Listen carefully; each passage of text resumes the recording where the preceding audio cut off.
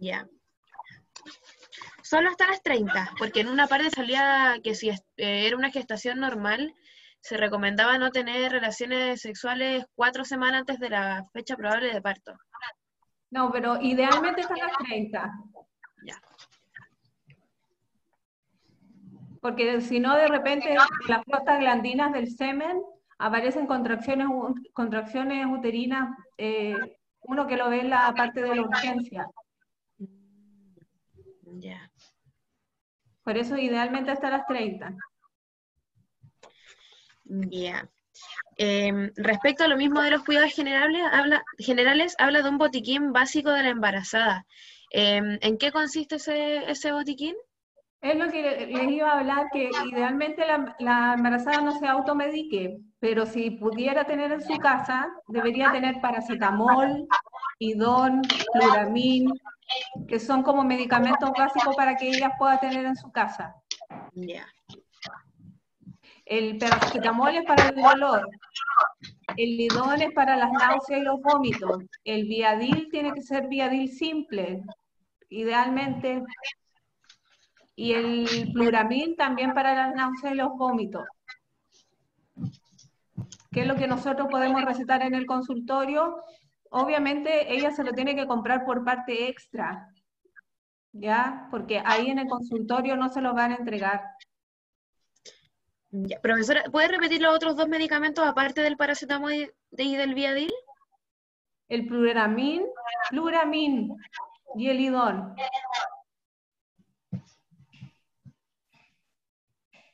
Ya, gracias.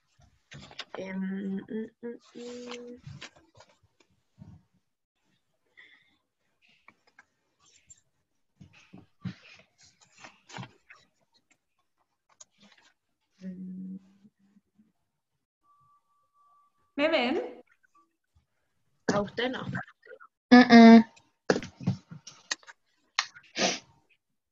Ay, me salí de la... ¿Ahí me ven? Sí, pero parece que tiene tapada la cámara. Ay, sí. Pone tapa. Tiene mi sobrino acá. Ahí sí. Ahí sí, profe.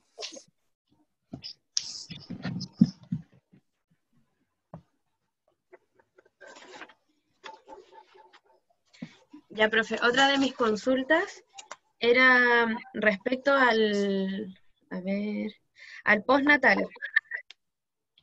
Ya. Porque en el resumen de la Universidad de Chile hay una parte en donde dice que hay extensiones, según si es que son embarazos múltiples o embarazos Gemelares. prematuros. Sí. Y luego de eso aparece que del 2012 como que se cambió, porque anterior a eso eran solamente 12 semanas por posparto y ahora se aumentó a 24.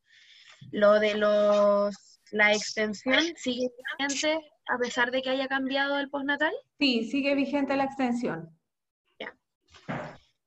Eso, y en una parte también decía que las 12 semanas que son la sumativa a las 12 semanas de descanso obligatorio se podían compartir con el padre en el caso de que fuera, bueno, en cualquier caso.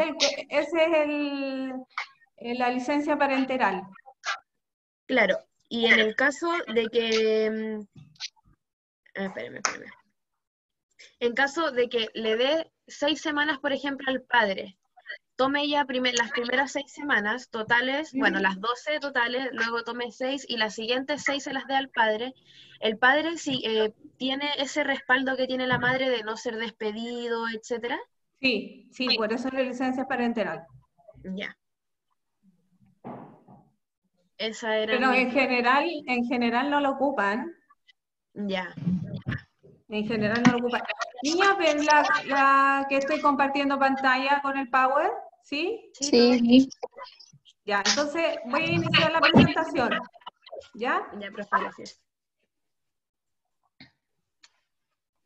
Control prenatal. ¿Sabe lo que es control prenatal? Sí. Ya. Son los cuidados que debemos tener tan pronto empieza la gestación, ¿cierto? Antes de la segunda ausencia de la menstruación. ¿ya? El objetivo general es controlar durante toda la gestante y ver los factores de riesgo de cada una de nuestras gestantes. Eso es lo más importante, niña, que deben ver. Ustedes visualizar todos los factores de riesgo que podría tener esa gestante durante todo su embarazo. Los factores de riesgo, cuándo acudir a la urgencia. Esas son las cosas más importantes del control maternal, no solamente que la señora cumpla con ir al control maternal, porque por eso la citamos cada cuánto tiempo y la vemos y la ocultamos y la mandamos para la casa, ¿cierto? Eso es lo más importante, que tengan claro de los objetivos. ¿Qué es lo que es lo más importante en el primer control prenatal? Ver los factores de riesgo, ver el diagnóstico de la paciente y educar. Ustedes saben que lo más importante en nuestra profesión siempre es educar a todas las gestantes, ¿verdad? Sí. ¿Dudas hasta aquí? ¿Dudas? No, No. yo no. No. ¿Cuáles son las acciones? Miren, si llega una paciente, ¿qué es lo que van a hacer ustedes? Van a recibir a la paciente, ¿cierto? Le van a hacer una anamnesis completa. ¿Alguien me podría responder dentro de la anamnesis qué le podríamos preguntar a la paciente? ¿Qué es lo que sería importante para nosotros preguntarle? El food. La fecha de última regla, sí. Ujú. Los antecedentes mórbidos personales, si la señora es alérgica, porque si a la señora le sale algún examen alterado y nosotros queremos recetarle algún medicamento, necesitamos saber si es alérgica, si es operada de algo antes, cómo fue su experiencia de sus embarazos anteriores, si tuvo embarazos con recién nacidos de bajo peso, etcétera, ¿cierto? ¿Qué más vamos a hacer? Exámenes físicos completos. Completo primero, peso, talla, presión arterial, y después examen ginecológico y obstétrico.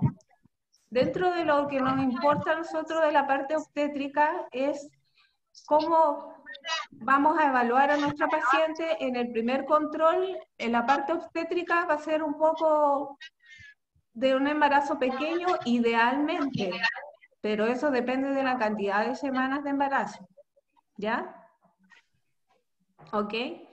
Los exámenes que los vamos a ver más adelante todos juntos porque aparecen en una tablita, entonces para que no se confundan, los vamos a ir viendo en la práctica cómo se juntan más o menos los exámenes para poder indicárselos a la paciente. Las indicaciones terapéuticas. ¿Ustedes saben en qué tiempo se indica el ácido fólico? Son gestantes, ¿no? El ácido fólico se indica idealmente en la pregestante, 3 meses antes de la gestación. O sea, cuando la señora va y dice que quiere quedar embarazada, idealmente 3 meses antes. Y después, 12 semanas después de la concepción.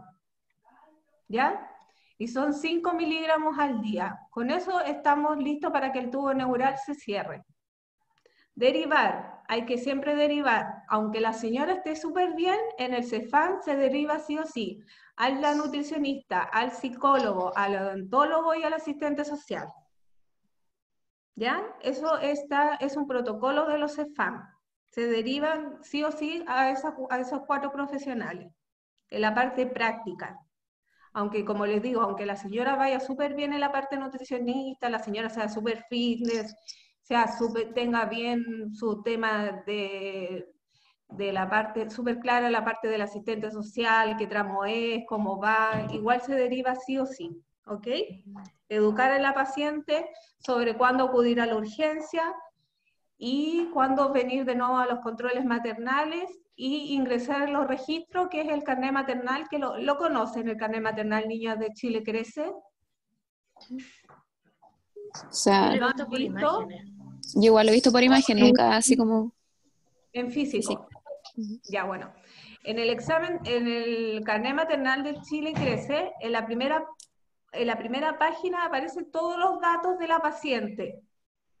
¿Ya? Y según va en orden, la fecha de última regla, dónde vive, los controles que se hacen, los controles maternales, los controles de alto riesgo, la leche que se le entrega a la nutricionista, si va o no va a los talleres. El carnet es bien completo, ¿ya? Así que es importante siempre registrar. En el ingreso más que nada los datos personales y la fecha de última regla. Y importante las semanas del primer control de embarazo, porque eso se lo van a pedir después cuando ustedes pasen por parto. La ficha de parto, en el dice primer control. No sé si, bueno, ustedes todavía no conocen las fichas de parto, pero dice primer control maternal y aparecen las semanas de embarazo que uno debería ingresar. Profe, tengo una duda. Dígame. Niño, espérense, que parece que no he grabado la clase. Sí, profe, está grabando. ¿Está grabando? Ah, ya. O sea, arribita dice grabando. Ah, ya. Ok. Profe, Ya. Dígame. tengo una duda. ¿Cuándo hay Dígame. que acudir a urgencia? Me imagino que con síntomas de aborto, pero más allá de eso no... Por ejemplo, si la paciente presenta muchos vómitos, más de 6 estados de vómito, si la paciente está deshidratada, si no ha comido nada, porque se toman exámenes de laboratorio y si la paciente está muy deshidratada, se hidrata o se le ponen medicamentos endovenosos, si la paciente está sangrando, si la paciente... Mire, en la urgencia en realidad se ve de todo, porque se ven pacientes que hasta van porque quieren que le hagan la ecografía, ¿ya? Pero idealmente si la paciente sangra, que es lo más importante, que uno siempre le informa a la paciente en su primer control, si la paciente sangra, sí o no, mucho o poco, una gota más o menos, debería ir a la urgencia. Y si si la paciente presenta muchas náuseas o vómitos, porque eso podría ser un cólico asociado, un cólico biliar, podría estar muy deshidratada la paciente. Hay pacientes que disminuyen su peso notablemente durante el primer trimestre del embarazo, entonces tienen que estar hospitalizadas inclusive. ¿Ya? Ya. Profe, por ejemplo, si hay una infección, no sé, pues, de salud bucal, ¿también se tiene que ir a urgencia? Generalmente eso lo ven en las atenciones del odontólogo, por eso se deriva inmediatamente al odontólogo. Ah, ya. Si la paciente refiere que está con dolor de muela, por ejemplo, usted le pone ahí en el papelito porque van a ver que es súper simple la derivación, ¿ah? No tiene ninguna ciencia, es un papel como un post-it que dice a nutricionista, a psicólogo, a asistente social, a odontólogo. Entonces usted le pone a odontólogo urgente. Entonces la deriva urgencia porque en el hospital no hay odontólogo de urgencia. Entonces generalmente en los CEFAM hay SAMU de la parte odontológica de urgencia. Entonces es más fácil que la atiendan ahí que la atiendan en el hospital, porque en el hospital, claro, le van a poner algo para el dolor de la muela, pero más que allá que eso, no le van a no le van a cortar la infección de la muela. Ya. Gracias, profe. ¿Ya? ¿Seguimos? Profesora, yo tengo una Dígame. duda en el caso de si atendemos una madre lesbiana que tiene una pareja mujer. ¿Se le ¿Ya? hace también un examen completo, examen físico, por ejemplo, el PAP, para ver si tiene algún tipo de infección o algo a la pareja? ¿A la pareja? Generalmente no, porque de ellas ahí refieren si ellas han tenido pareja hombres o no. Pero si su pareja actual es, por ejemplo, mujer y de la manera que sea quedó embarazada, por vientre de alquiler o como sea, pero su pareja es lesbiana, ¿cómo se controla la pareja? La actual dices tú, pero ella, Sí. a la actual, dependiendo de que si ella ha tenido relaciones con hombres anteriores o no, pues, Ya. ¿ya? Pero dentro de nuestras acciones no está hacerle algún PAP a ella porque pueden No, seguir no, manteniendo no, relaciones. no, es Ella. solamente a nuestra gestante, Ya. solamente a nuestra gestante. En todo caso, ella, tú sabes que hay derechos del paciente, entonces ella también, la gestante, se puede negar a que le tomen el PAP, por ejemplo, o que le tomen un flujo. Se podría ella negar con su derecho y decir, ¿sabes qué? No quiero que me lo hagan porque, no sé, esto lo hice por un in vitro, puede ser, y hace más de 5 años que yo no mantengo relaciones con hombres, no sé, y por lo tanto no quiero. Tú lo dejas escrito, estipulado en la ficha, y la paciente te firma y listo. Ya. No, mi pregunta iba dirigida por el hecho de que si su pareja actual, por ejemplo, es lesbiana, pueden mantener relaciones sexuales y si su pareja mujer tiene alguna infección, se lo puede traspasar a la mujer Pero, embarazada. claro, pero en nuestra acción es solamente la gestante, Ya. ¿ya? Ahora, si tú ves que la paciente tiene hongos, por ejemplo, y están las dos con hongos, tú le preguntas a la paciente. Si para allá iba tu pregunta, Claro, o ¿era sea, en el caso por es ahí? que, o sea, sí, es que por lo general se nos educa en una pareja, o sea, una consulta heteronormativa, entonces, Sí, pero como por que ejemplo, no, si la paciente está con hongo y le vas a recetar fluconazol, tú le preguntas a ella si su paciente presenta síntomas, y si presenta síntomas, idealmente que también tome fluconazol, si mal no le va a hacer. ya, Pero no está dentro de nuestras acciones, o sea, o como obligarla a que ella lo realice, ¿me entiendes? Pero sí se puede ya. sugerir. Y está dentro de nuestras facultades quizás preguntarles, o sea, o si es que la pareja se quiere hacer el PAP, hacerlo en la misma consulta o ya tiene que ser algo totalmente aparte. No, tiene que ser algo totalmente aparte. Ya. Porque ella ingresa por otro, no ingresa como control maternal, ingresa como paternidad responsable o control ginecológico, por otro tema, o Ah, ya, simplemente toma de PAP, ya, gracias. ¿ya? ¿Seguimos? ¿Sí? Ya. En los próximos controles, ¿qué es lo que vamos a hacer? Cuando llegue la paciente, ¿qué es lo que le hacemos primero? Presión arterial, peso, talla, latidos cardiofetales, altura uterina si corresponde. ¿Ustedes saben a qué semanas de embarazo podemos empezar a medir la altura uterina? Sí. A Profe, yo las tengo una cuatro. duda sobre eso. Dígame. Lo que pasa es que, bueno, se supone que a las 12 antes de las 12 semanas el útero está intrapélvico y después de las 12 Sí. está fuera del útero. Ujú. Perdón, de la pelvis. Y hay en algunos documentos que sale que desde las 20 semanas es útil medir la altura uterina, entonces no sé si cómo se hace en el No, CEFAM, se hace pero de las 12 en semanas, la práctica, y ustedes como van a aprender, es de las 12 semanas. de las 12 semanas ya. En la práctica es de las 12 semanas. Ya. De utilidad, que tenga utilidad, como dice usted, completamente de acuerdo, no tienen mucha utilidad, pero en la práctica es a partir de las 12 semanas de embarazo. ¿Ya? Ya. Las maniobras de Leopold. Las maniobras de Leopold comienzan, la primera maniobra de Leopold a partir de las 20-22 semanas, está descrito, ¿ya? Pero las otras 4 maniobras de Leopold se realizan a partir de las 28 semanas de embarazo. ¿Todos conocen las maniobras de Leopold? Sí, profe. ¿Sí? ¿Seguro? Ya, Es que porque las es pasa, súper o sea, sí. importante. ¿Sí? ¿Se las pasaron? Ya. Porque es súper importante saber la posición, la presentación que tiene el bebé, la posición, el polo en que está y la actitud en que está, porque es lo que vamos a derivar a la urgencia y es lo que vamos a hacer a la derivación del nivel secundario también. Entonces es súper importante saber conocer las maniobras. Ya, seguimos después con Profe, la... ¿a partir de qué semana era la primera maniobra? La primera maniobra está descrito entre las 20 y las 22 semanas, 20. Ya. ¿ya? Eso Ujú. aparece en la bibliografía. La frecuencia de los controles, cada 4 semanas hasta las 28 semanas de embarazo, y después de las 28 semanas, cada 2 semanas hasta las 36. Y después de las 36, cada 1 semana, hasta el momento del parto, que puede ser parto vía vaginal o por vía de cesárea.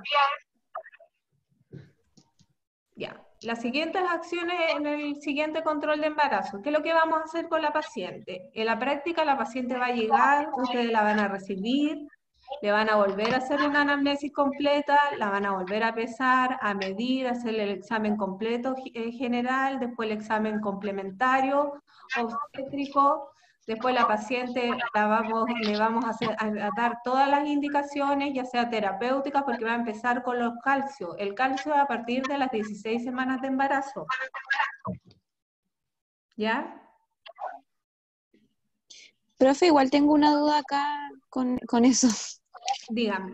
Lo que pasa es que, bueno, en el manual del profe Marrodán salen como unas dosis establecidas de lo que es fierro, ácido fólico y calcio. Y ¿Ya? en el MinSal salen como mucho más, más desglosados. Entonces quería saber como cuáles son las dosis que se dan en el Cefam.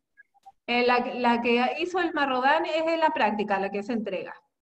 Ah, ya, entonces, En la práctica, porque lo otro, lo del MinSal, son los que están establecidos, pero en la práctica ellos hicieron el manual de lo que en general se realizan los Cefam. ya, profe. ¿Ya? Después le vamos a hacer los exámenes complementarios, le vamos a dar las indicaciones y las derivaciones complementarias. ¿Qué es lo que es lo importante? Como les decía, siempre educar a la paciente cuando acudir a la urgencia, educar cuando tiene que volver a control, entregarle la leche, que no se olviden, por favor, de entregarle la leche, según el estado de nutrición. Según el estado de nutrición se entrega Profe. 1 kilo de leche, dígame. ¿Eso está como normado cuánta leche se le da según el estado nutricional? Sí, según el estado nutricional, si es bajo peso, 3 kilos de leche.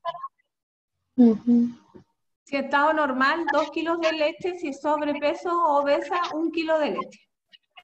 De purita mamá. Pero en general, si ustedes me preguntan a mí, yo a mis pacientes les digo que idealmente esa leche la ocupen para postre, porque esas leches son como ricas en grasa. Entonces las pacientes se ponen a tomar la leche como locas y empiezan a aumentar de peso. ¿Cachai? Entonces, por eso es que yo en la práctica les digo que si ellas tienen, idealmente que se compren leche rica en omega 3, idealmente leches descremadas. ¿Ya? Si es que pueden, porque uno sabe cada paciente si es que puede o no puede comprar, pues, obvio. Ya. Y siempre se registra la actividad. Vamos a registrar en el carné maternal y en el tarjetero de control perinatal, ¿ya? Que lo vamos a ver más adelante. Los exámenes, que es lo que vamos a ver ahora. Importante los exámenes del ingreso, los exámenes de las 24, 28, de las 26, 28 semanas, perdón, de las 32, 34 y 35 semanas. Ahí está la tablita de todos los exámenes que aparecen. Los exámenes del ingreso, exámenes de sangre, el hemograma, hematocrito, test de Kuhn, grupo, glicemia, Chagas, el VIH va con la consejería. ¿Alguien más me podría nombrar algún otro?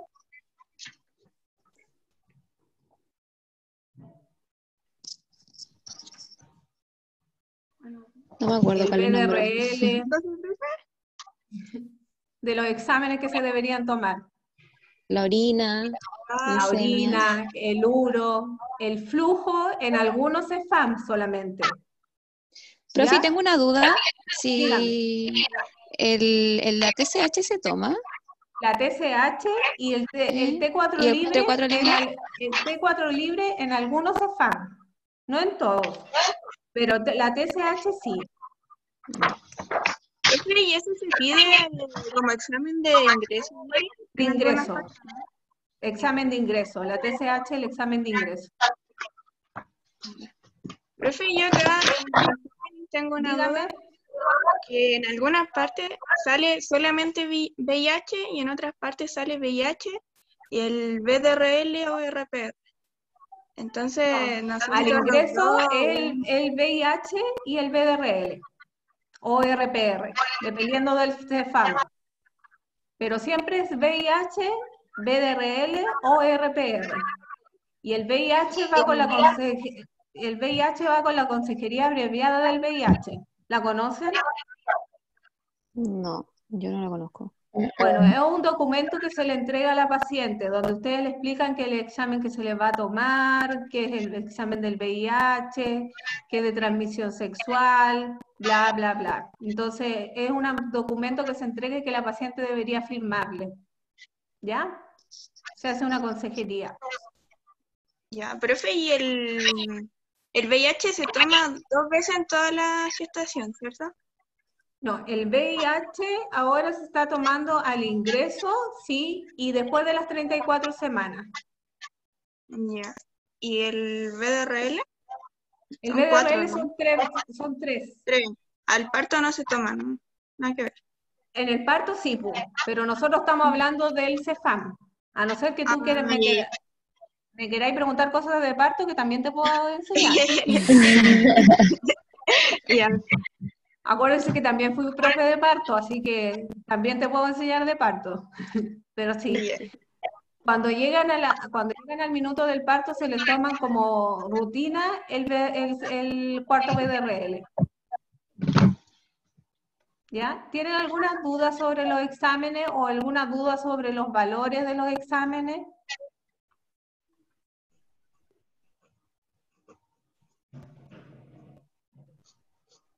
No, al menos yo no. Aparte los valores están en la siguiente diapo igual.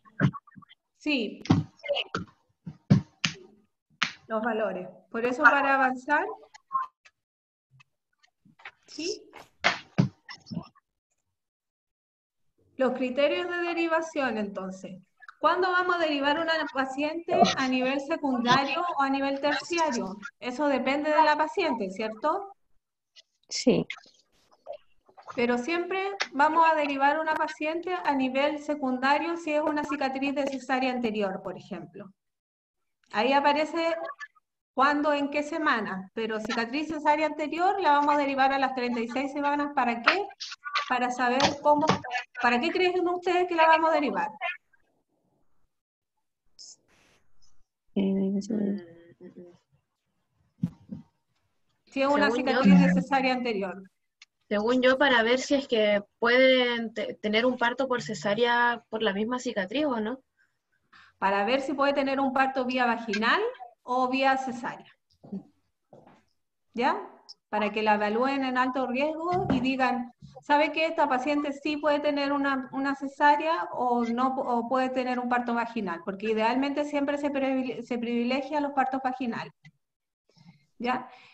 ¿En qué caso deberíamos derivar a pacientes a nivel terciario, que es la urgencia, digamos? Al nivel Ensangrados. terciario, a una anemia grave, por ejemplo, que nos llegue un hematocrito, la paciente pálida, se siente mal, y uno revisa el hematocrito, menor de 21, menor de 7, debería irse porque la van a transfundir, obviamente si está con una anemia grave. Y a pacientes con patologías descompensadas, esas pacientes también es súper importante tenerlo claro de que las vamos a tener que derivar sí o sí inmediatamente a la urgencia. ¿Ya? Ahí ustedes pueden revisar los cuadritos, pero son generalmente esas patologías que tenemos que manejar, que son las más frecuentes durante todo el embarazo. ¿Alguien quiere hacer preguntas hasta aquí? Profesora, yo tengo una duda, es que me tengo que retirar, pero es de Sí, casi el final dígame. ya. Es respecto a la última parte de la atención con COVID-19, la contingencia que estamos ahora. Sí, En Antofagasta están haciendo esos 3 controles, ¿o no? En el ingreso, entre las 24:28 y a las 35. sí. ¿Eso es solo en Antofagasta? Mira, en Calama también están haciendo lo mismo, pero no están haciendo los ingresos abreviados. Mire, en la práctica, esa salió la normativa del MinSal, pero en la práctica están haciendo los ingresos tal cual corresponden. Solamente están dejando Chile crece un poco de lado, pero están haciendo los ingresos casi completos. Ya. Pero Y eso es lo que aparece en la normativa del COVID-19, que solamente Ya. son ingresos abreviados de 45 minutos y no 1 hora ni 1 hora y media. Ya. Porque Pero en Antofagasta están haciendo esos 3 controles.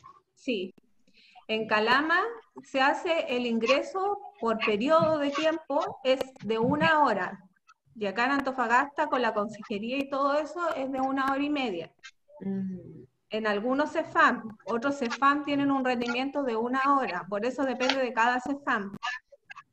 Pero acá en Antofagasta se están haciendo los ingresos en algunos CEFAM, como te explicaba, completo el ingreso, y otros ingresos abreviados. Pero lo que dice la normativa la nueva normativa es que debería ser un ingreso abreviado, o sea, de 45 minutos. Ya. ¿Y eso es en el caso de la contingencia que estamos viviendo o específicamente en una paciente con COVID-19? No, en el caso de la contingencia. Ya, y en una paciente con COVID, ¿cómo se está Es que realizando? generalmente las pacientes con COVID pasan por un triage que es una encuesta que se les hace al ingreso de los spam. En varios spam se hacen 2 encuestas, entonces se les pregunta a la paciente, ¿usted presentó algún síntoma, ha estado en contacto con el COVID? Y dependiendo de eso, recién pasa a atención con la matrona o atención respiratoria. Ya. Se deriva, ¿entienden? Se van derivando. Si se deriva la parte respiratoria y la paciente presenta síntomas, se le toma el examen del COVID. Ya. Y en el caso de que esté confirmado el COVID, ¿cómo se maneja esa paciente embarazada? Esta paciente se maneja vía telefónica, visita domiciliaria o hospitalización domiciliaria, que ahora tiene una parte del hospital. Ah, ya. ¿Ya? Ya, profesora. Ya vale. Yo me tengo que retirar ahora. Muchas gracias y de ahí voy a ver la clase, lo que continúa. Sí, ya vale, que Ya, te vaya profe. bien. Chao, Cuídate. muchas gracias. Ya, chao.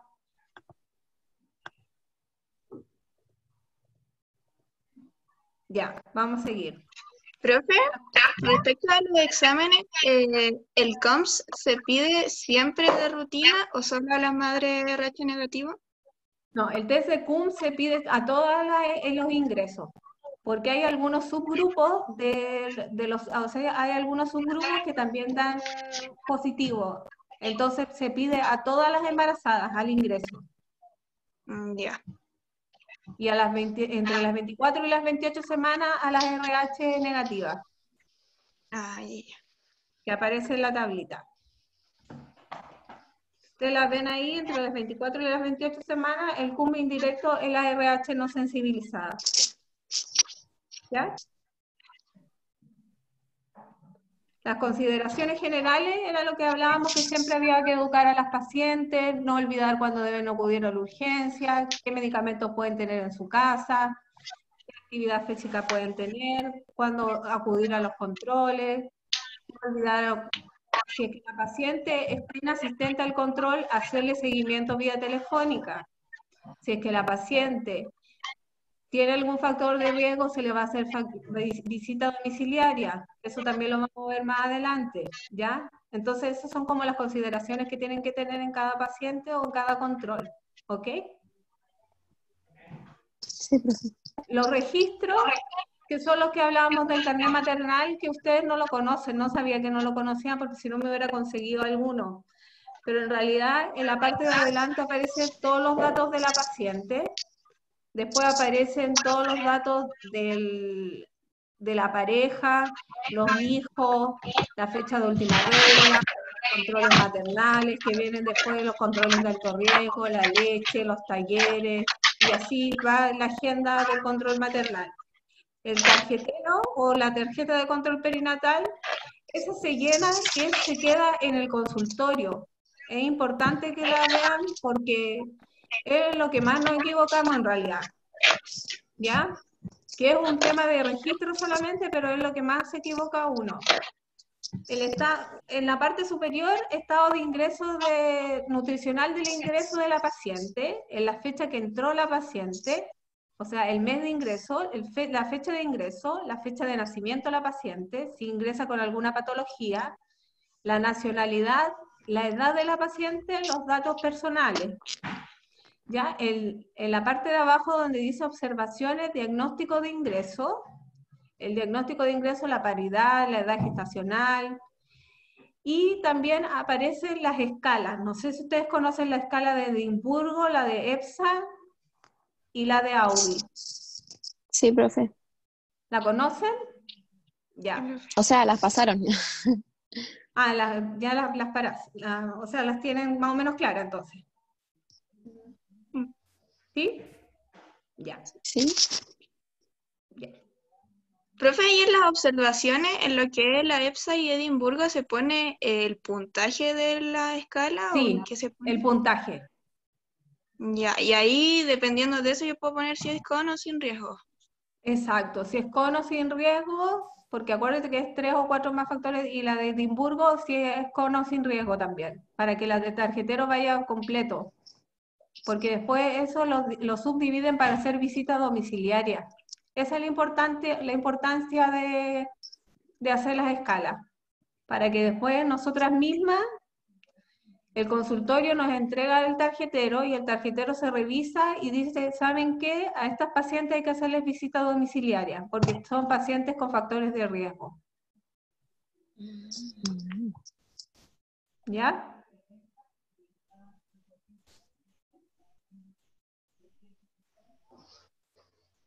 Chile crece, que es lo más importante también dentro del ingreso y el control maternal.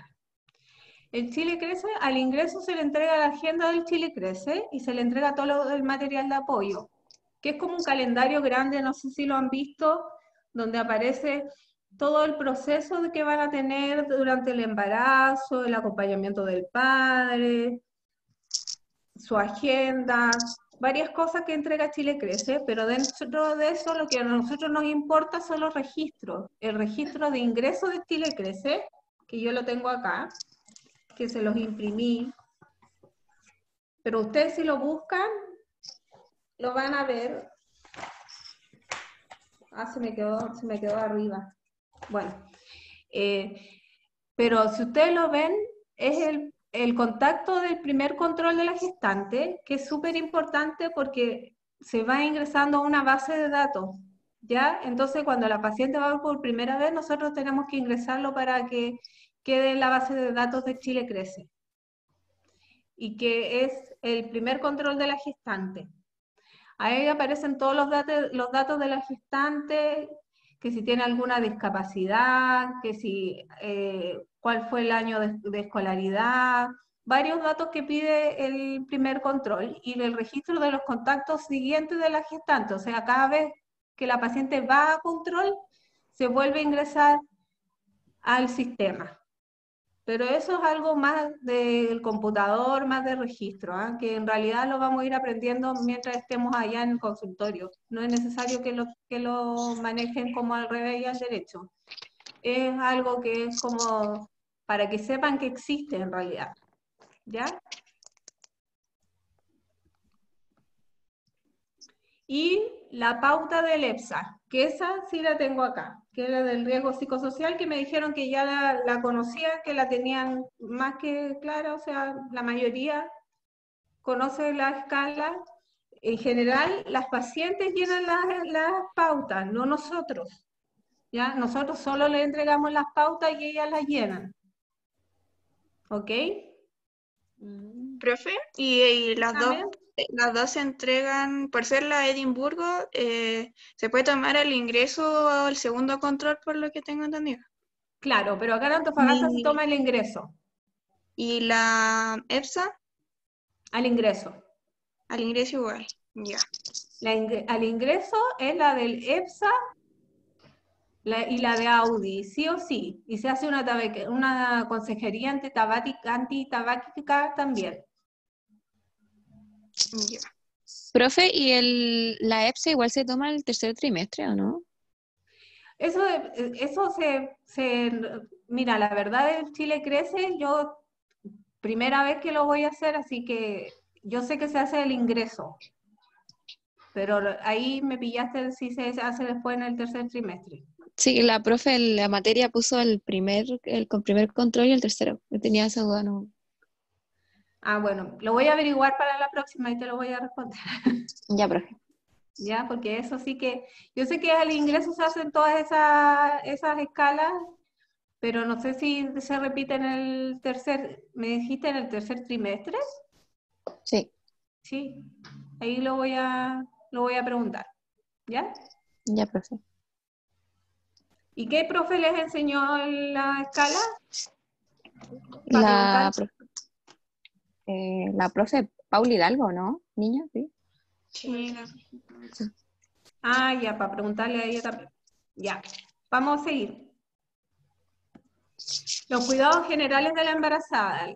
La actividad física de la embarazada si tiene actividad física de bajo impacto, o sea, si hace yoga, bicicleta en su casa, no que no pueda salir a andar en bicicleta, sino el riesgo de que la paciente se pueda caer a andar en bicicleta puede ser fácilmente hasta las 30 semanas, igual que la actividad sexual. El botiquín básico de la embarazada ya lo conversamos, ¿cierto? La alimentación saludable se deriva a la nutricionista, pero en general, ¿qué debemos saber?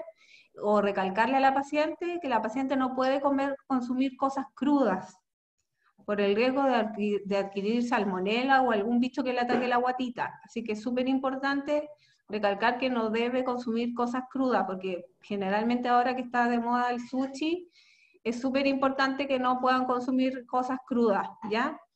Y de nosotros, importante derivar con la nutricionista. Si vemos que la paciente, a pesar de que esté en peso normal del embarazo, y va al segundo control y subió 2 kilos, aunque no pase al sobrepeso, derivarla de nuevo a la nutricionista y volver a derivarla a la nutricionista y volver a derivarla a la nutricionista, aunque esa es nuestra acción, porque si no, imagínense, la señora va a terminar como con 20 kilos más, ¿ya?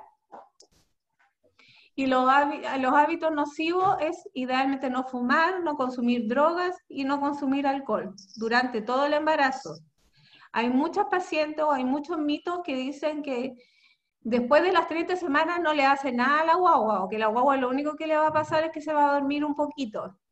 Así que no importa que me tome una cervecita o que me fume un puchito.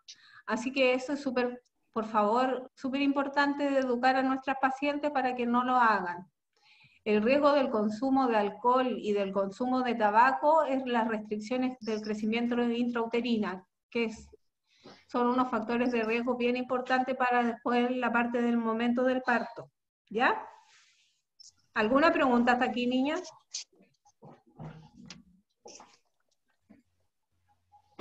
Profe, respecto a todo como lo de Chile Crece Contigo, siento que uno lo ingresa, pero aparte del material, uno mismo ahí la entrega o la manda como a otro lugar que la entregan.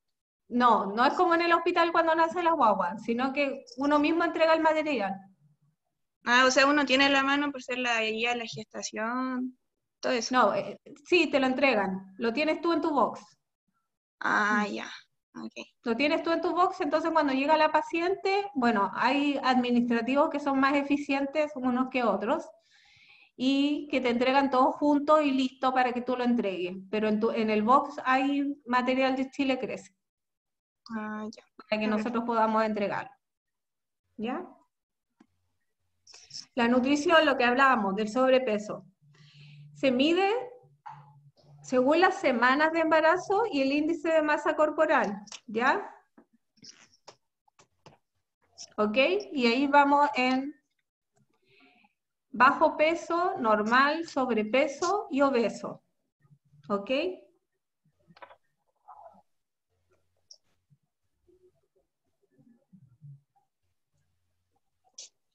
Bajo peso, el índice de masa corporal es menos de 18,5, normal 24,9, el sobrepeso 25 a 29,9 y el sobrepeso mayor de 30. Pero como yo les decía, si ustedes ven que una paciente de bajo peso subió a normal muy rápidamente, igual es importante derivarla a la nutricionista. Por ejemplo, si una paciente que pesa 45 kilos al segundo control llegó con 48 kilos, aunque va a seguir siendo bajo peso, importante derivarla con la nutricionista, ¿cierto? Porque igual la señora está comiendo mucho. Sí. Ya, esto es lo que hablábamos por kilogramos mes, que era, lo teníamos que en promedio dividir que la paciente normal durante el embarazo debería subir 10 kilos durante todo su embarazo. Es una gestante con un peso normal.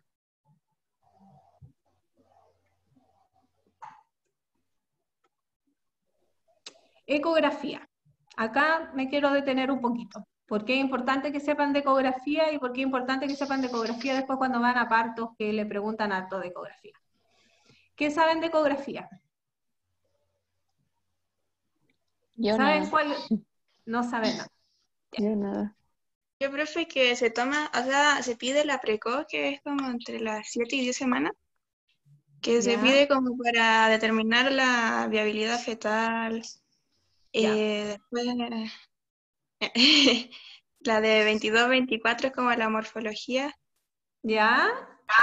Y ahí es donde se ve si no me equivoco, el de la arteria uterina. El Doppler de la arteria uterina. Claro, también algo para la medición de cervicometría. Sí. Y no me acuerdo más. Anatomía fetal, biometría fetal. Yo les voy a explicar ahora. Profe, ¿Ya? Ujú. ¿cuántas ecografías son que se piden? Mira, en el consultorio generalmente le hacen una sola ecografía, que es la ecografía del ingreso. ¿Ya? A no ser que la paciente sea derivada de alto riesgo, se le hace más ecografía. Pero ¿qué es lo que es lo ideal? ¿En qué vamos a hablar? ¿Qué es lo que es ahora lo que vamos a hablar? ¿Qué es lo que es las ecografías ideales durante todo el embarazo? ¿Ya? La ecografía, la primera ecografía entre las 11 y las 14 semanas. Esa ecografía es para hacer un screening neonatal. Entre más precoz sea la ecografía, o sea, menos de las 12 semanas, mejor es la ecografía. Porque es para corroborar, lo que tú hablabas de la ecografía precoz, es para corroborar la fecha última y regla. Pero la ecografía de las 11, 14 semanas es para hacer un screening neonatal, que es para ver qué riesgo tendría el bebé de venir con alguna aneuploidía o trisomía del bebé. O Entonces, sea, la precoz no es tan necesaria. es necesaria, pero más importante es la de las 11, 14. Ya. Si la ecografía no tiene una diferencia de más de 7 días con la fecha última regla de la paciente, se toma como ecografía normal. Ujú. O sea, se toma como fecha de última regla la de la paciente. Si está segura la paciente, pues. No si la paciente se le olvidó y ella cree que tal fecha fue. Obviamente si la paciente está segura, estaba en un calendario o tenía su ciclo seguro y no tiene más de 7 días de diferencia, es una fecha de última regla segura. Si no tiene más de 7 días con la primera ecografía precoz. Lo que tú hablas son de ecografía precoces que son antes de las 12 semanas. Lo que yo estoy hablando ahora son la ecografía de las 11, 14, que es para ver el screening neonatal. El screening se mide en esa ecografía el hueso nasal, la translucidencia nucal, el Doppler del ductus venoso y el reflejo tricuspidio.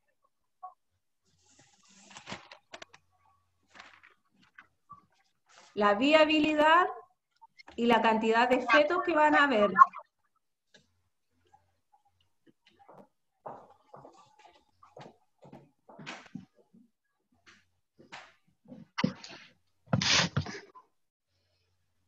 Era el hueso nasal, la translucencia nucal, Doppler.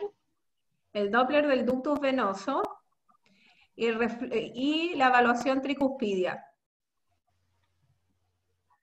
Eso para ver el corazón del bebé. La viabilidad, que es a través de la frecuencia cardíaca, el número de fetos también,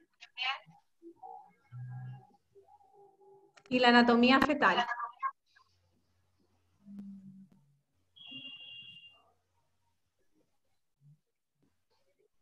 ¿Niñas quieren tomar agüita o algo? ¿No? ¿También? Ya. Sí.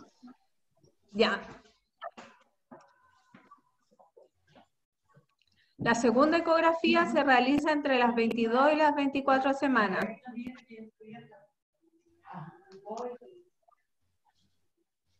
¿Ya? Esa ecografía es, como decía su compañera, es más que nada para ver anatomía fetal.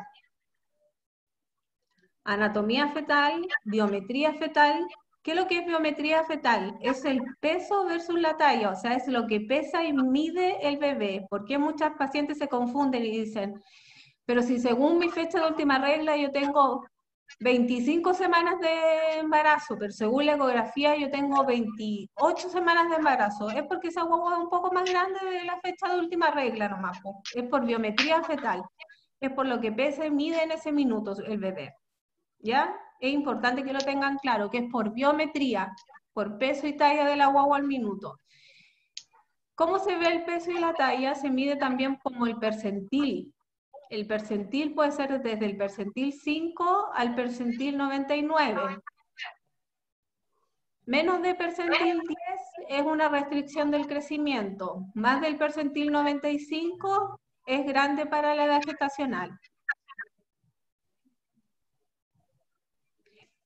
Pero eso generalmente se hace en las últimas ecografías, entre las 30 y las 34 semanas, para ver si es que el bebé es necesario que nazca vía vaginal o vía cesárea. Pero igual se mide en la otra eco, la eco de las 22-24 en algunos pacientes.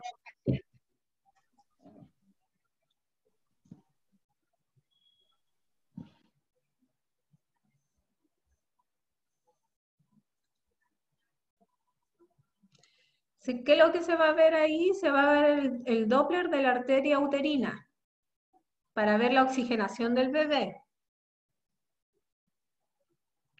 Y como decía la compañera, se va a ver la cervicometría, que si es menor de 2,5, hay un riesgo de tener un parto prematuro. ¿Ya? Profe, ¿puede repetir eso, por fin?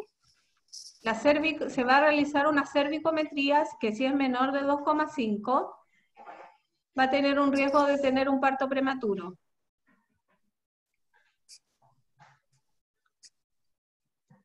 Y si es menor de 2, tiene que empezar a usar progesterona.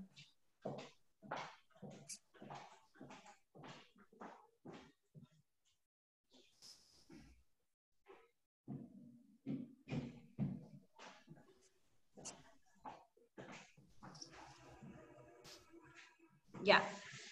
La última ecografía va a depender mucho de las dos ecografías anteriores, pero sí o sí, idealmente deberíamos tener una ecografía entre las 30 y las 34 semanas, para ver qué podemos ver ahí. Podemos ver la presentación, si está cefálica, podálica, transversa, oblicua. Podemos ver la ubicación de la placenta. Podemos ver el líquido amniótico. Y también se hacen los Doppler en esa ecografía para ver oxigenación del bebé. Ahí generalmente se hace el diagnóstico del oligohidroamnio o del polihidroamnio. El oligohidroamnio, según el bolsillo vertical,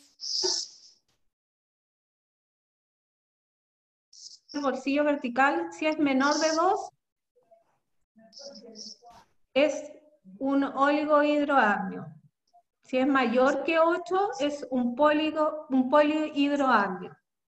Y según el ILA, que es el índice de líquido amniótico, si es menor que 5, es un oligohidroamnio, y si es mayor que 24, es un polihidroamnio.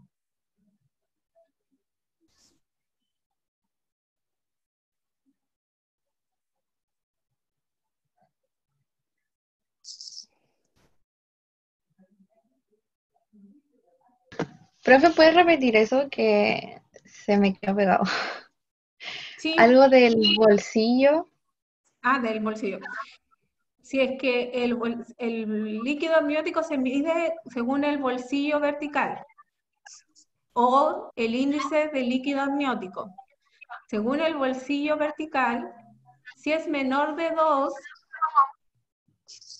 es un oligohidroamnio.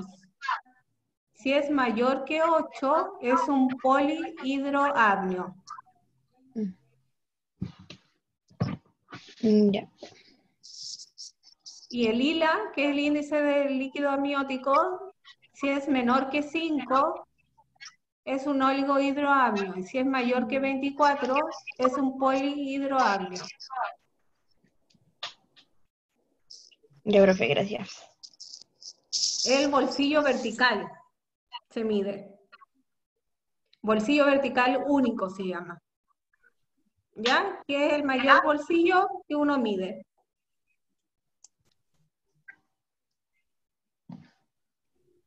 ¿Tienen alguna duda o alguna otra pregunta que quieran hacer sobre ecografía? Yo, profe, pero nada que ver, o sea, ¿la matrona se puede especializar en hacer eco o no? Sí, por supuesto. Sí. De Así como hecho, para tener una máquina y hacerla nosotros. o sea, sí, pues de hecho, en el hospital, no sé si ustedes conocen, hay eco, no sé si se llama EcoMat, algo así, son 3 matrones que hacen ecografías, que hacen pura ecografía, que es el matrón Edwin Cortés, que es un colorín, que es la Cindy Bianchi y la Lorena Vargas. Son 3 matrones que hacen pura ecografía, que se han especializado. Eso es uno de los, no es porque yo estuviera ahí, pero es uno de los mejores turnos de parto para aprender. Ay, Ellos son súper buenos para enseñar y saben mucho, mucho, mucho de ecografía. Pero sí, uno se puede especializar. Así que tranquila que puede estudiar. De hecho, yo ay. tengo un diplomado en ecografía. Ah, qué Así que genial. uno puede, en Antofagasta sí se hizo 2 veces nomás, pero a nivel nacional sí hay. ¿Ya? Vamos, Ya, profe, avanzamos gracias. a alguna duda. Profe, que Dígame. yo le preguntaba por cuántas ecos eran, porque en una parte, no me acuerdo dónde salía y que el ministerio cubría 3 ecografías. Es que Entonces, idealmente, eso idealmente, pero acá en Antofagasta lo están haciendo en un solo CEFAM en este rato. Y hay veces que, o sea, generalmente lo están haciendo en el CEFAM, en el Corvallis, y creo que estaban ahora implementando el CEFAM Valdivieso. Entonces, ahí eso depende según disponibilidad. Pero ya, o sí o sea, sí tienen, sí o sí tiene que tener la primera por lo menos. ya, y las otras tienen que costeársela a la madre entonces. No, pues por eso, idealmente debería tener las 3, pero en la práctica ocurre que generalmente la paciente tiene una sola ecografía al minuto del parto. A usted le va a pasar que cuando lleguen al trabajo de parto, la paciente a lo mejor va a tener una sola ecografía, o va a tener 2 ecografías, o no va a tener ninguna ecografía, porque ingresó muy tarde. Eso Ya. eso es lo que dice el MinSal y lo otro es lo que llevamos a la práctica. ¿Ya? Eso es importante saber. Uno lo que dice las guías y lo otro lo que es la práctica. Ya, en los beneficios legales, que es lo que me preguntaba su compañera.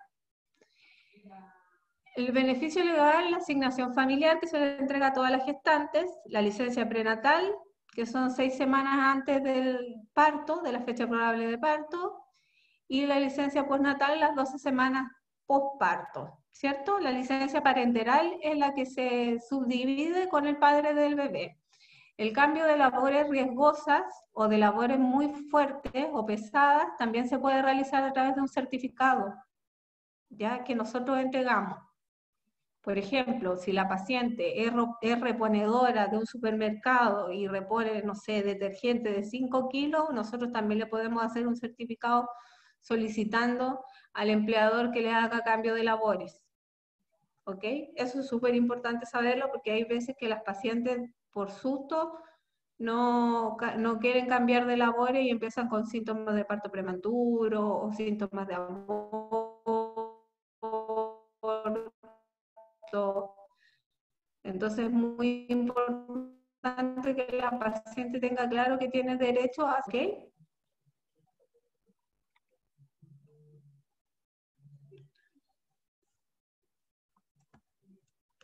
La vacunación. La vacuna de la influenza se le pone a todas las gestantes a partir de las 12 semanas, ¿ya? A todas niñas. Toda paciente que tenga más de 12 semanas, por favor, llevarla directamente al vacunatorio para que todas estén vacunadas contra la influenza. Y entre la tos convulsiva, la difteria y el tétano a partir de las 28 semanas de embarazo. ¿Ya? Todas, por favor, vacunadas. Eso es súper importante. Son como protocolos de atención de los CEFAM que siguen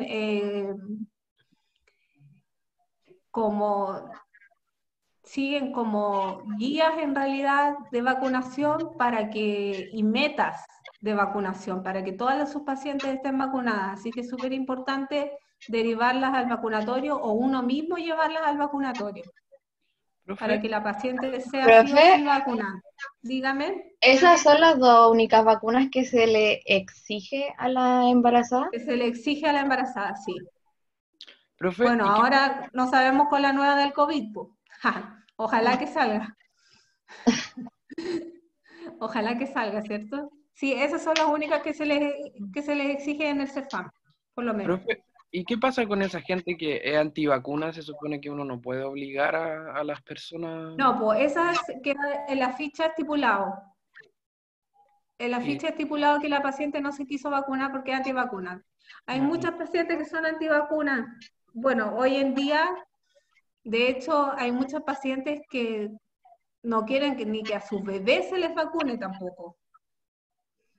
Así que es súper importante lo que habla su compañero, que lo dejamos registrado en las fichas si es que la paciente no se quiere vacunar, pero nuestro deber y nuestro protocolo es informar a la paciente la importancia que tiene la vacunación y la importancia que es para su bebé dentro de su guatita que ella se vacune, para tratar de convencerla de que se vacune. Pero si la paciente ya no se quiere vacunar, uno lo registra en el tarjetero y en las fichas, y porque en algunos CEFAM hay fichas electrónicas también, ¿ya?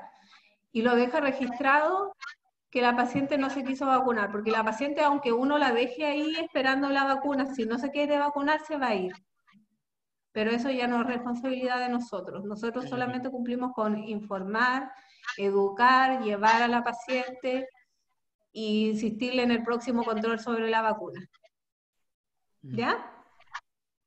Profe, ¿y qué vacuna está así como contraindicada en embarazadas?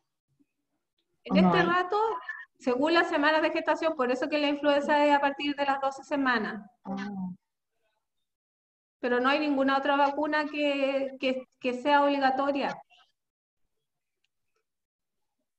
porque las otras están contraindicadas, pues. Estas son las obligatorias solamente. ya. Niños, ahora vamos a empezar a hablar sobre el COVID, ¿ya? Que era lo que preguntaba su compañera. Va. El COVID-19 es una enfermedad respiratoria, ¿cierto? Como todos saben, y que se transmite al hablar, al toser o al estornudar. Así que es súper importante el uso de la mascarilla. ¿Qué es lo que se está haciendo en la atención primaria? Se está haciendo una atención abreviada de las pacientes COVID. ¿Cómo se está haciendo? Primero se está haciendo un filtro al ingreso del CEFAM. En algunos CEFAM con un filtro, en algunos CEFAM con 2 filtros. ¿Qué significa eso? Con una doble encuesta o por lo menos una encuesta al ingreso. ¿Qué es lo que pregunta la encuesta? Se le toma la temperatura a la paciente, pregunta si tiene tos o dinofagia, si tiene dolor muscular, si ha tenido contacto con pacientes con el COVID. La paciente generalmente miente, entonces igual pasa la atención, ya sea con nosotros o de la parte respiratoria. ¿Ya? Así que es súper importante que sepan que así se está haciendo la atención. Se está haciendo una encuesta al principio o sea, al ingreso del CEFAM, y con eso se está como dividiendo la atención de las pacientes en la parte respiratoria y en la parte que nosotros atendemos. Y la atención propiamente tal se está haciendo un ingreso abreviado, no más de 45 minutos, un ingreso o sea, un control entre las 24 y las 28 semanas de embarazo y después de las 35 semanas. El resto de controles se está haciendo vía telefónica o visita domiciliaria, o si son COVID positivos, hospitalización domiciliaria, que es un nuevo programa que sacó el Hospital Regional. Esto, como es nuevo, se está implementando de a poco, pero en general las pacientes que llegan al hospital y son COVID positivos y pueden hacer residencia sanitaria en su casa, o sea, pueden hacer residencia en su casa, van con este nuevo programa de hospitalización domiciliaria y van las colegas a verla a sus domicilios. La paciente que después que cumple la cuarentena y se le llama por teléfono, se le vuelve a citar a control. Y si no, a las otras pacientes se le hace seguimiento vía telefónico. ¿Ya?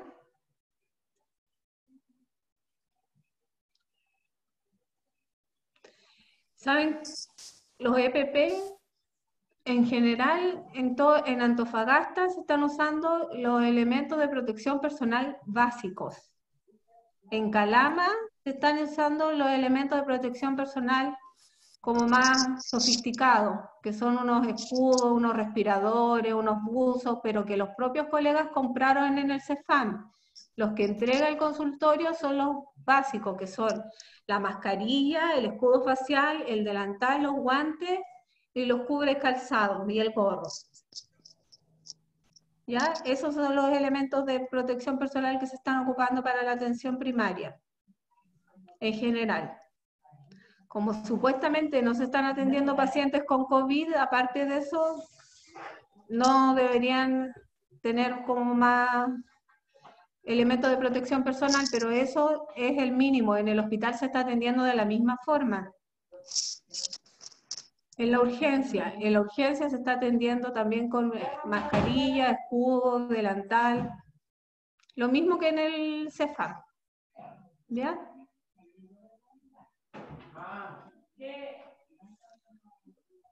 Eso, por niño.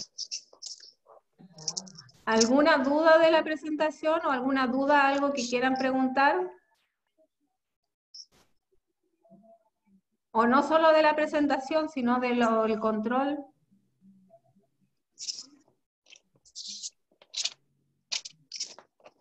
Profe, si uno al ingreso hace un PAP o un flujo, se puede hacer flujo, ¿no es cierto? Sí. Y nota algo extraño, se manda a hacer, o sea, se espera los resultados para tratar o uno trata como eso. Depende, pues del PAP tienes que esperar el resultado para poder hacer la derivación. ¿Ya? Pero del flujo más que nada. Del flujo deberías esperar el resultado del flujo, pero en la práctica el resultado del flujo en el CEFAM es eterno. Así que se demora como 20 días en estar listo, así que por clínica uno podría tratarlo. Ay. ¿Ya? Si para ti es como demasiado obvio y la paciente está con muchas molestias, podríamos tratarlo. Porque si no, vamos a esperar la vida a que llegue el examen. Eso por lo menos lo que hago yo. Cada profesional tiene su propio criterio, pero en realidad es como esperar mucho, que la paciente tenga mucha molestia, que tenga mucha picazón, que tenga mucho mal olor, que ella no esté conforme o esté molesta. Entonces, en realidad, si la parte clínica te lo permite, es mejor tratarla. Y después, citarla con el resultado del examen para ver si el tratamiento que tú le diste era el adecuado, y si no, cambiarlo. Ya. Profe, yo tengo una duda, o sea, más que nada general, porque cuando la paciente viene con, no sé, con alguna patología, no sé, RCU o cualquier otro tipo de cosa, siempre derivamos, ¿cierto? Pero Sí. como en APS, ¿qué tenemos que hacer? O sea, la revisamos, hacemos la anamnesis, examen, todo, y la derivamos inmediatamente, no tenemos que intervenir en nada. No, pues ya es la derivación, porque nosotros como es el APS, uno hace una observación de una restricción del crecimiento, porque tú lo haces a través de la medición de la altura uterina, ¿cierto? Sí. Pero lo que pasa es que con la ecografía lo van a corroborar, ¿cierto? Y con la ecografía en el alto riesgo le van a hacer un seguimiento, si realmente era un RCU. Y después Entonces, como que la paciente se desliga de nosotros, ¿no? No, pues tiene controles paralelos. Ah, ya. Controles en el CEFAM y controles en el alto riesgo. Ah, ya, eso quería decir. ¿Ya? Profe, si es una paciente, la paciente aunque vaya a nivel terciario siempre tiene que ser como vigilada por la APS. Sí, pues siempre tiene, además siempre tiene que ir derivada. Y nosotros, por ejemplo, ¿qué hacemos? Llamamos por teléfono, que vamos derivando a una paciente para que tengan ojo, que la paciente va derivada con su formulario correspondiente, o se llama por teléfono. Ahora están implementando en el alto riesgo un correo, o sea, se implementó un correo para que del CEFAM se estén mandando correos cuando se derivan pacientes también a alto riesgo. Pero al nivel terciario, generalmente la colega llama por teléfono o uno mismo llama al hospital y dice, estoy derivando a una paciente, no sé, del tercer trimestre que está con una metrorragia abundante. Porque nosotros lo que podemos ver es que la paciente está sangrando, pero no tenemos un ecógrafo ahí para ver si una placenta si está sangrando por un desprendimiento. Podemos hacer una hipótesis diagnóstica, pero no hacer un diagnóstico certero. Entonces, por eso es importante derivarla. Ya.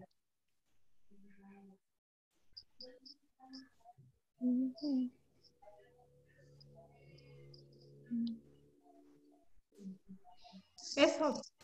¿Algo más, niño? No, por mi parte al menos no. Por mi parte tampoco.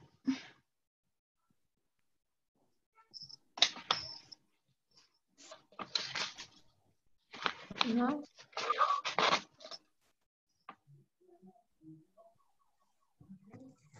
¿Estamos entonces?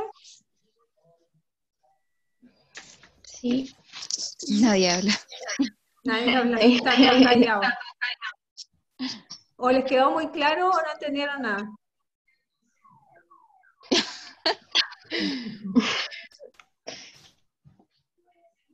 Quedó muy claro. ¿Sí? Sí, a mí me quedó ¿Seguro? todo claro. Sí. Sí, Yo profe. también. Ya. Voy a dejar de compartir la pantalla entonces. ¿Sí?